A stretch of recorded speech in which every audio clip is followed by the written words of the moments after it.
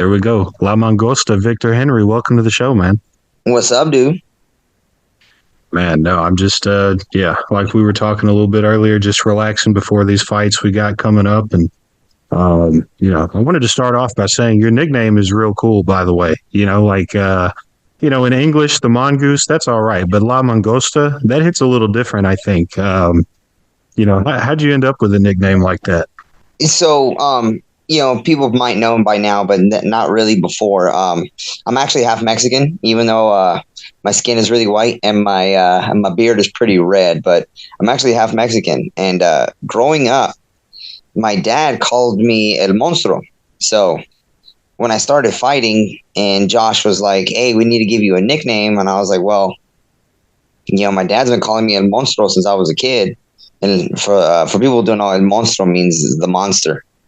And so Josh goes, "Nah, that's we're not gonna call you that." And I was like, "Well, why? Whatever, dude." And I'm under the idea that you don't give yourself a nickname. You're always given your nickname. And he goes, "All right, well, I'll be back tomorrow or whatever." So then I guess he spent the day just kind of thinking about it, and he comes back with La Mangosta.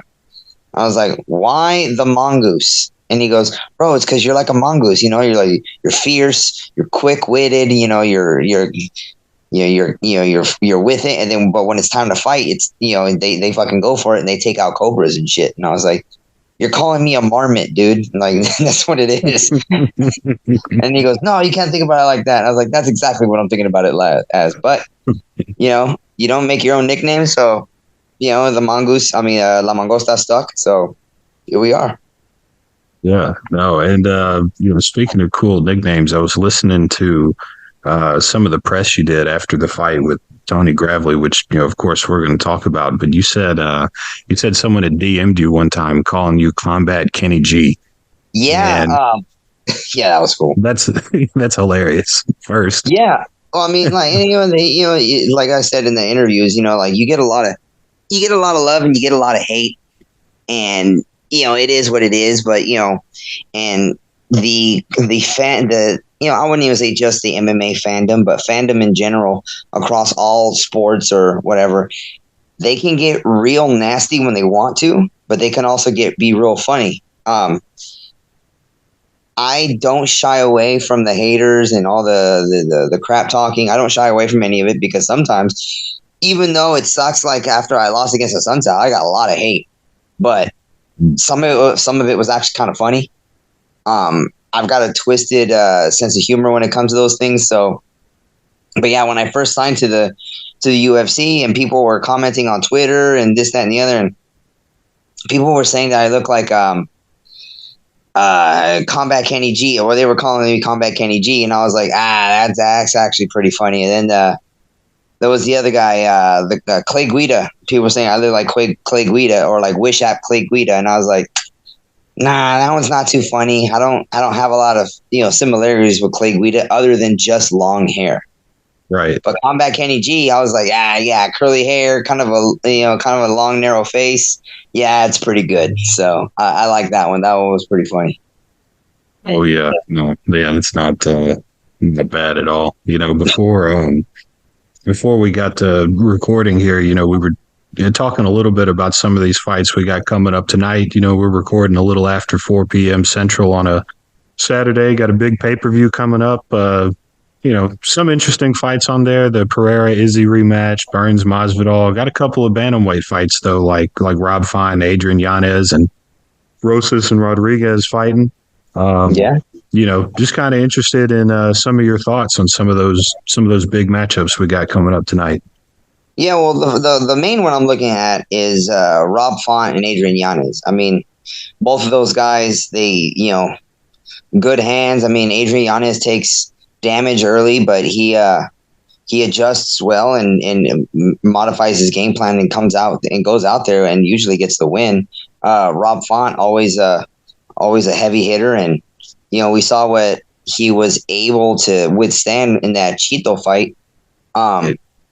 Fights like that, I think, kind of they lower your ability to take shots. Rob Font came out of that fight not, looking not too pretty, but, that only goes to show that how tough he is, and I don't know if Yanez has more or less power than Chito, but maybe, I think Yanez does stick to boxing a little bit more. Maybe he can,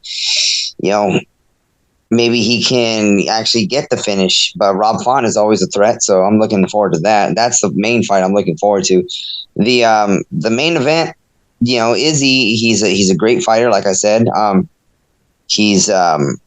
he has the ability to either make a fight really exciting or really boring.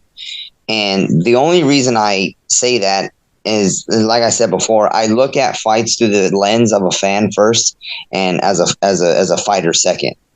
The reason is because we watch fights to be entertained. We don't watch fights because we want to study all the time. When we watch fights to study, that's usually what I'm doing when I have my next opponent, or when I'm trying to pick up off certain things that I want to implement into my game plan.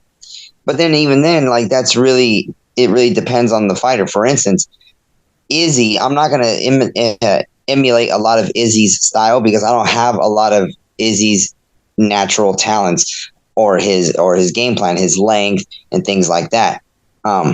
So when I'm thinking about this main event, I'm thinking, well, yeah, Alex Ferreira can put him away at any point because he's got the power.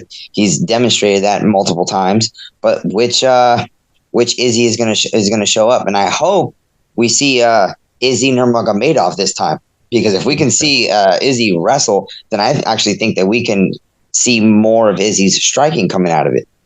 Rojas, it's funny because Rojas actually trained in Southgate for a little bit where I'm from.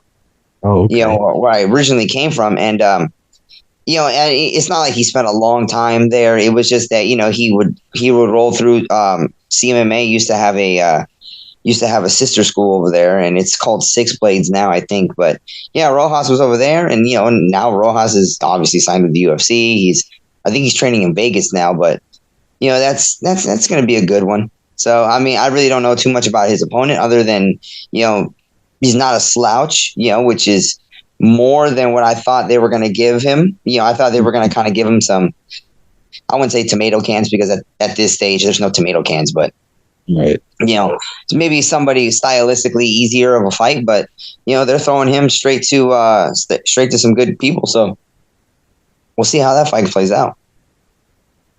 Yeah, no, I think it'll be interesting, and I think you're right too. As you're watching fights as a fan, you want fights that are back and forth, exciting, that get you up on your feet, everything like that. And man, your fight with Tony Gravely was that. It was such a fun fight to watch. I mean, it was basically nonstop action from that opening bell all the way through. That pace you put on him was crazy. I got tired watching it. I rewatched the fight, before this podcast here. I got tired just watching it. I'd be interested in hearing some of your thoughts on your performance against Gravely last month. How well you think you did, how, just some of your takeaways from it. Out of 10, I gave that like a 6 or a 6.5. It's I think the main things for me to take away from that fight were my breathing was a little off. Not that I had like any lung problems, but like, execution of techniques, not breathing in the correct times and holding my breath at times. And, so after the first round, I was a little bit more winded than I thought. It's funny because my boxing coach Jamal tells me all the time, you're winded, you're not tired. And I was like, yeah, because there's a difference, tired, being like you've wrestled a bunch and your arms are blowing up and you're fatigued, versus winded, you're just a little out of breath, so going into that second round, I was like, okay, I gotta get my breathing back in check, but it's easier, of course, if you already start off with your breathing in check and your execution of your techniques and you're not holding your breath and things like that. So going into the second round, really try to get that back, and then, but of course, Gravely being the veteran and, with the skill set that he has, I didn't want to go in there and open up with too much and have in mind that I'm going to throw a 5-punch combination or whatever. And then in between 3 and 4, he uncorks a big left hand or a big right hand, because we've seen that he's ended fights that way, where he'll just, he'll shell up, and then people open up too much and they start leaving their chin up in the air, and he just finds that chin. And that was in the back of my head, of course, the entire time. I said, man, I don't want to be opening up with a series of combinations and my technique falls apart in the middle, and all of a sudden I'm laying on the canvas. That would suck. So, having to keep that in mind with all the volume punching that I wanted to do. So, well, you did definitely do that volume punching you're talking about, man. In that second round, especially, you really, really turned up the heat there. I think during the fight, they threw up a graphic, said you had landed over 60 significant strikes there in that second round. I mean, were you kind of surprised that you weren't able to put him away there? I mean, you were throwing everything but the kitchen sink at him, Yeah, I mean, basically every time. I mean, even in that Barcelos fight, when they were like, "Oh, well, Victor Henry set a record," I was like, "Man, that's cool." But at the same time, that kind of sucks. If I landed that many significant strikes, how come there's not a body on the floor? I don't want to. I mean, we get paid for a good time, not a long time. It's not. We're not supposed to be in there for the entire 15 minutes or the 25 minutes. Like, if we can end a fight in 3 minutes, we get paid the same as if we. In fact, no, I would argue differently. If we ended a fight in 3 minutes, we would probably get paid more with finish bonuses and everything. So, I'm not trying to be in there for a super long time. No, man, I don't blame you. One of the things that, stuck out during that fight to me was those kicks to the body you were landing, particularly that front kick to the body. I mean, those were nasty, man. And you were just landing them over and over and over, just all throughout the fight. And I even saw that fight you had with Takafumi Otsuka in Deep in 2018, where you finished him with a kick just like that. I'm curious to know, I mean, is that kick something you've always had in your arsenal throughout your career, or was it something you kind of developed a little bit later? You know what? The idea of the kick has always existed, as far as within my game. Like, I just didn't throw it as much. For my fight against Gravely was, I wanted to use that kick a lot because I figured in watching his fights and the study of tape, watching his defensive style and how he holds his hands really leaves his body open. However, I can't throw it in a traditional Muay Thai way or in a traditional kickboxing way because it's very obvious, it's with the stepping out of the center line, with opening up the hips. And, I know Gravely's coach, his striking coach, Steve Bruno he loves the K1 kickboxing style. So being able to dissect that style is, I figured, okay, Bruno's going to be used to seeing this. So he's going to get his fighter used to seeing this. So how can I develop these kicks in a way that they're not used to seeing, in a way that's not very common? Now, a couple of my training partners are Machida karate guys. We got, Bruno Souza, who fights in Karate Combat and a UFC veteran, and we also have Weber Almeida, who's a Bellator fighter. We have Rafael Mulisha, who's he's a title contender for LFA. So those guys, and I've even trained with Shinzo Machida myself. Wow. Yeah, so the way they throw kicks, when I was studying, it's a very different way of applying the kick and applying power to the kick because they come from a Shotokan background. When we think about like K1 and Muay Thai, and we're thinking about, as just specifically the kicks aspect of it, we're taking a baseball bat and we're trying to knock a door down. Boom, we're trying to break through defenses. Even the Kyokushin style, which Colin Oyama kind of comes from. But yeah, we're thinking about just, taking a battering ram, which is our shin, and we're just driving and breaking shields with it. However, the Shotokan style is point karate. So they just care about getting the weapon to the target as quickly and as sneakily as possible. So now we're thinking about, instead of taking a bat to a door or a battering ram to a door, now we're taking a small knife to a small piece of meat. Boom. Boom. We're just going that way. And of course, that's a leg. We're not talking about some little, a little weapon. We're talking about a leg going into a target. Boom, applying power, applying big power. So, training for Gravely in specific, getting the front kick to look like a different kick, but applying it in a different way where he can't really tell where it's going, and just really getting to the body. I mean, that was a critique of his from even the fandom where, Gravely loses gas. Well, I don't think Gravely loses gas. I think Gravely just gets hit in the body a lot. And that, of course, is taxing. If you're getting hit in the guts, your diaphragm, your breathing is going to be off because your abs are sore. Yeah, it's going to suck. Getting kicked in the guts suck. And that's going to make you tired. So pulling back to your original point, the more I've done that in practice, I've noticed that of course, my partner starts to lose cardio, which opens up the hands, which opens up the takedowns, which opens everything up, because you have to change certain ways of doing it. Also, having a background in Savate, French kickboxing.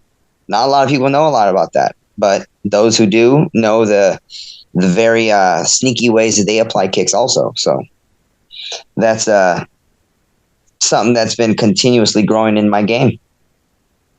Yeah, no, it was awesome to see during that fight, man. Speaking of some of those great guys that you train with, I think anyone that has seen you fight will notice that you have Josh Barnett in your corner, and that you train with him. Of course, MMA heavyweight legend, former UFC heavyweight champion. List of accolades goes on and on. I'm curious to know how long have you been training with him, and how did y'all first get acquainted? Well, I've been training with him now for the greater part of, I want to say 15 years now, maybe. Yeah, probably about 15 years. I used to train over at a place called Legends Mixed Martial Arts over in Hollywood, California. And my coach at the time, which is weird because he was the one that actually started me down the path of fighting. He goes, because at the time I'm 18 years old.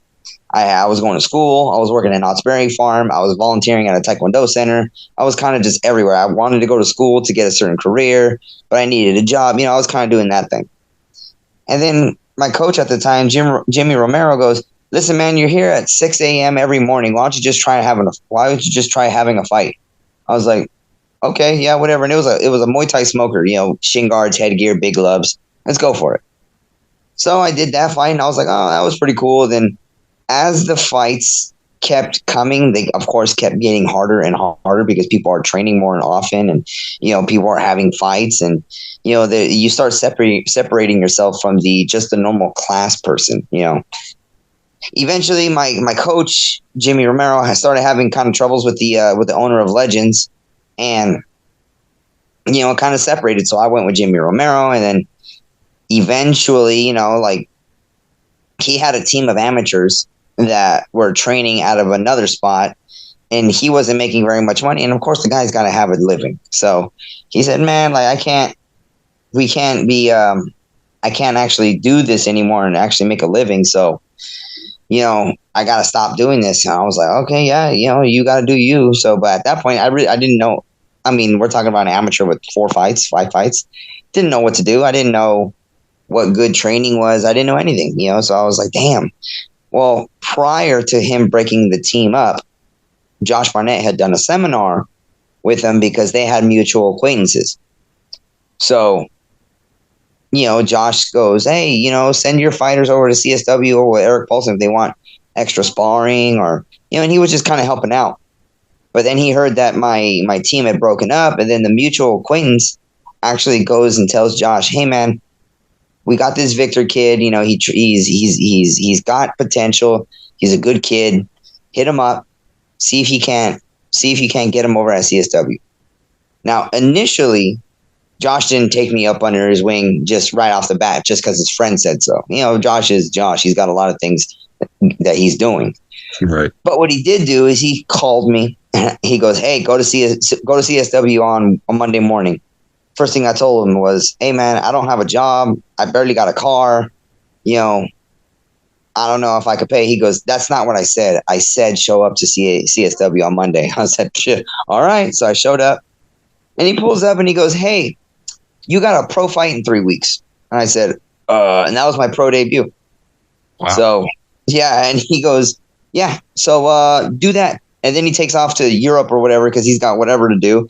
So I'm like, okay. So, but he had given me a couple things to work on. And, I was doing basically whatever he said, hey, work on this, work on that. And I would just, 20, 30 minutes after practice, I would work on those things. And then I would go home and then I would look for work. And then, of course, train again at night, just practicing the things that he wanted me to practice.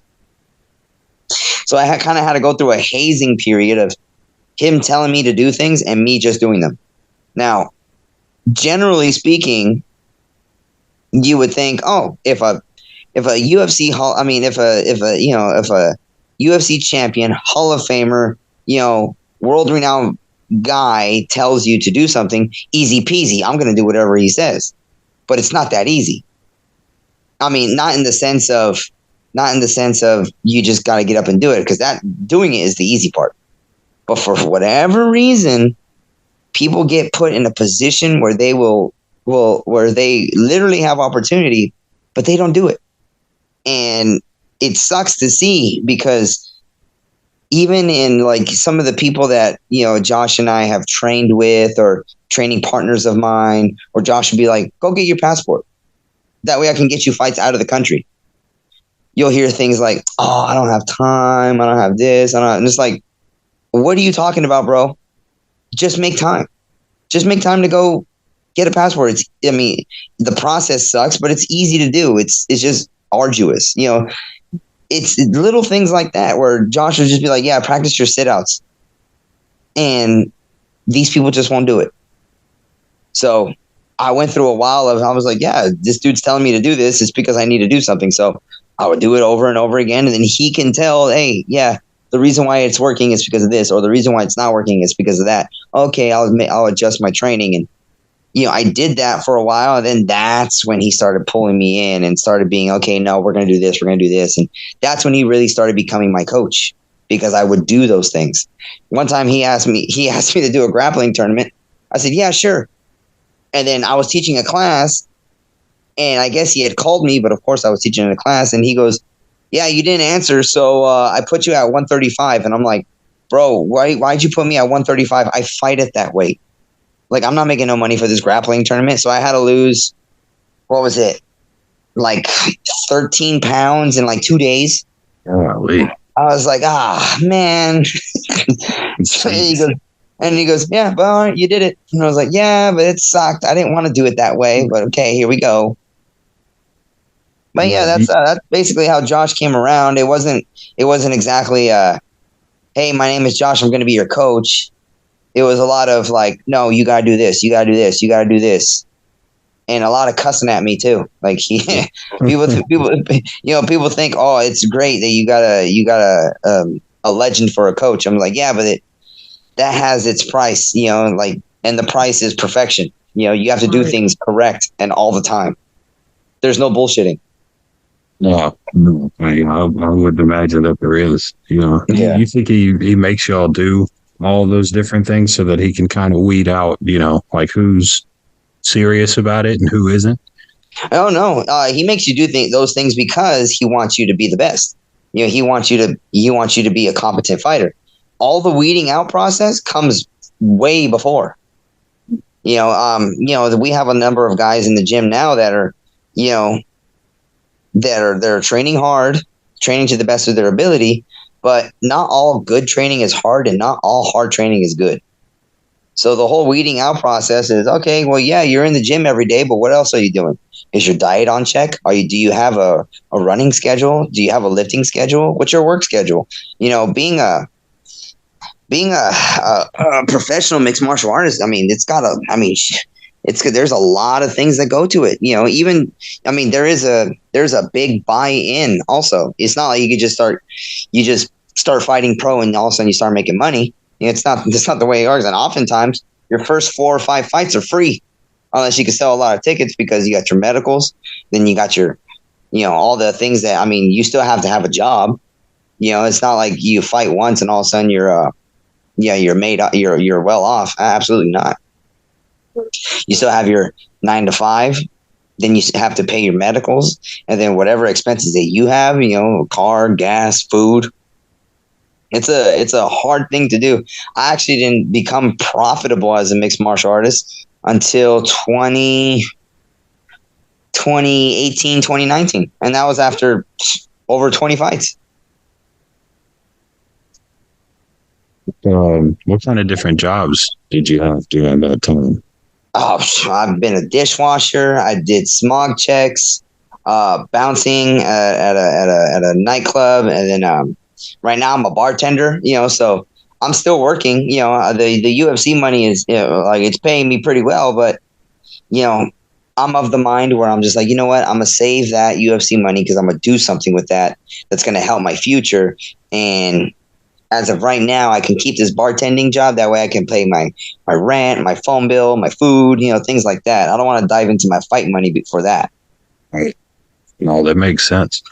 Did I hear you say you worked at Knott's Berry Farm for a time? Yeah. Yeah. No, guys, I've never been, but I've seen things about it and everything like that. It seems like a pretty cool place to go visit. What'd you do with them? Oh, so yeah. Knott's Berry Farm is fun. It's so I was a ride operator, so I was the one making the rides go. And which is funny because now you want to think about they're putting a bunch of 18-year-olds in charge of these multi-million-dollar heavy machinery things. That seems like a great idea, right?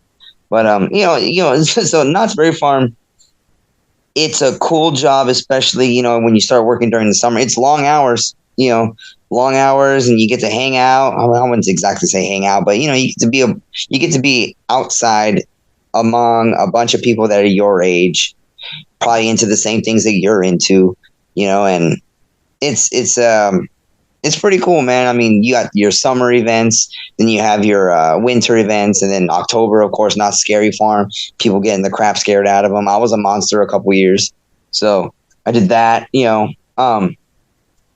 Knott's Berry Farm was a good opportunity, especially just to make some change to help fuel whatever it is that you needed to do. I mean, one year when I had one of my fights, I was working at Knott's Berry Farm as a monster, and during the Halloween haunt, they said, listen, you guys are seasonal employees, so there is no calling out. If you call out, you are probably going to be fired.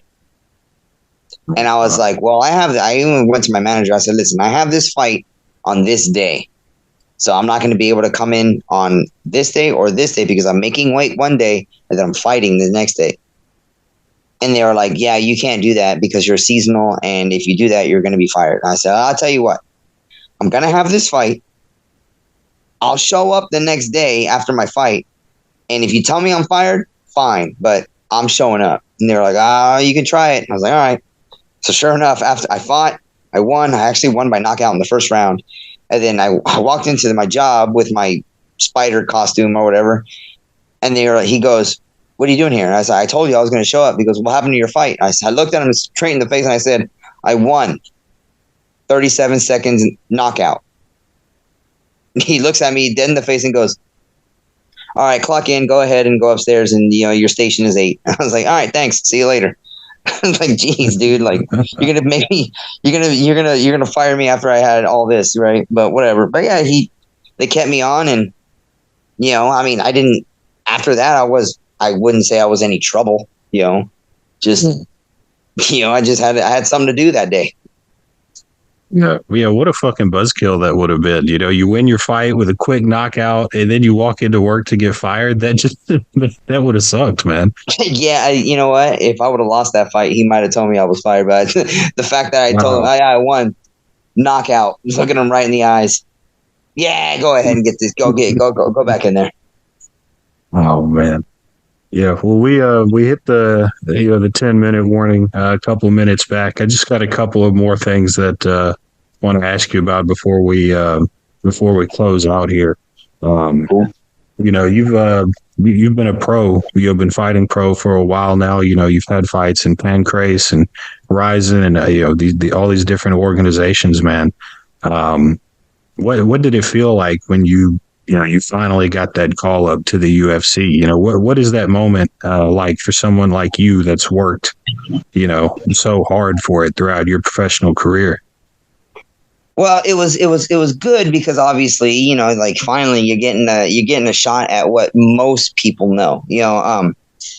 Like you said, I've been fighting around the world for a while now, and people just, the fan base just didn't know who I was, and it's not a slight or a disrespect to me. It's not the fault of other people to know what's going on around the world. But at the same time, it's kind of sucky where people think, oh, unless you're in the UFC, nobody cares. Or it's like not entirely true, but I understand it. But I'm sitting at Korean barbecue, stuffing my face when Josh calls me. He goes, "Hey, yeah, you got to fight against Holony Barcelos in 2 weeks." I was like, yeah, sure. I'm over here 155 pounds, but I'll do it. And I'm stuffing my face Korean barbecue, and I'm sitting there with my friends. They're like, "Yo, what's going on?" And I was like, "Yeah, I guess I just signed with the UFC." And they were like, "Bro, hell yeah. Well, you guys start dieting." And I was like, "After the barbecue, bro. After the barbecue." Right. Yeah. You got to finish the barbecue. Come on. Yeah, I'm not gonna spend $30 and not get my fill. Come on now. But yeah, I mean, it was awesome to get the call, but it's kind of like, oh man, hey, now you really got to pick it up. Now it really starts, and it's weird. Like as a professional, you always kind of as a professional and a perfectionist when it comes to your fighting, you're always finding more ways to get more training or at least get better. But so that call to the UFC really solidified that. Oh, yeah, I bet. We'll close out with this one last question here. I know you're a big barbecue fan. I feel like everything, that I've listened to you in, you've mentioned your love for barbecue and everything like that. I live in Texas, so surrounded by great barbecue myself. I got to know, man, what's your go-to order when you go to a barbecue joint? You're looking at that menu. What catches your eye? Well, it really depends. It really depends on what ethnicity I'm messing with. It really depends on the area I'm messing with. Korean barbecue, American barbecue. Am I messing with Southern barbecue? Am I messing with Eastern barbecue? But generally speaking, I prefer beef ribs with mop sauce. I love that mop sauce. You get a nice glaze on top of those beef ribs. That's what I'm going to. I like that, man. Damn, that's hard to beat. Yeah. That's how you know I'm a real. When people start talking about real barbecue, it's like, well, where am I at? Am I in Japan? Am I in Korea? Am I dealing with Thai barbecue? Am I dealing with American barbecue? Are we doing Southern style like Texas and Louisiana, that kind of stuff? Or are we dealing with Eastern kind of like Kentucky and Kentucky rubs and things like that?